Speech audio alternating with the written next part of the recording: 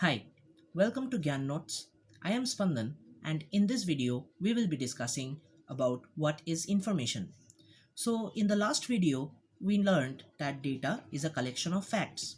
Now whenever this data is processed and represented in some form and it is presented in some context, then it becomes information. So here I have added a very important term called context, right? So without context, data has no meaning, and with context, the meaning may change. For example, in the last video, I mentioned a few numbers, which as an example of data. For example, I said 9, 12, 15, then 17, and 18. Now, these numbers do not mean anything by themselves, but suppose I tell you that in the context of a class test, we have to interpret these numbers, and the total marks of the class test is 20 and the pass marks is maybe 10. So given this information, given this context, one may interpret that okay, there are 5 students and 5 students have got these marks 9, 12, 15, 17 and 18, and since 10 is the pass mark, then there is one student who has got below the pass marks. So we can interpret this in this context. Now what if we change the context? Suppose I tell you that this is the data in degree Celsius, that is the temperature data of a certain place.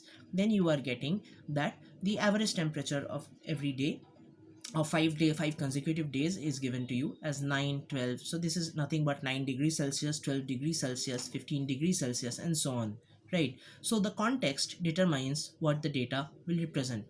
Now whenever there is a context, so we can think like this, that there is data, it is passed through some context in order to gain information, and information has some meaning component associated with it.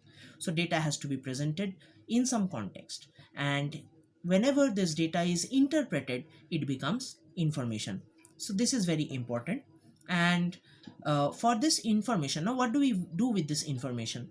We get this information and we try to get to some conclusion or make some kind of a decision on gaining this information. For example, in the example for the class test I mentioned, so the person who got below 10, that is the person who got 9, we may advise that person to look into the weaker sections and to study further, so that person can improve his or her score, right, and perform better in the next exam. So that is some kind of a decision we arrived at, that that person needs more effort to be put in for that particular subject.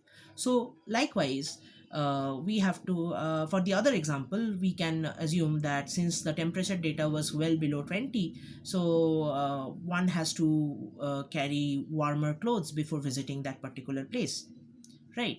So information helps us to make certain decisions, and like I have mentioned in the previous video, we can use the concept of a sign and a symbol to in order concept of a sign in order to interpret what the difference between data and information is. For example, a sign has two parts, a symbol and a meaning associated with it.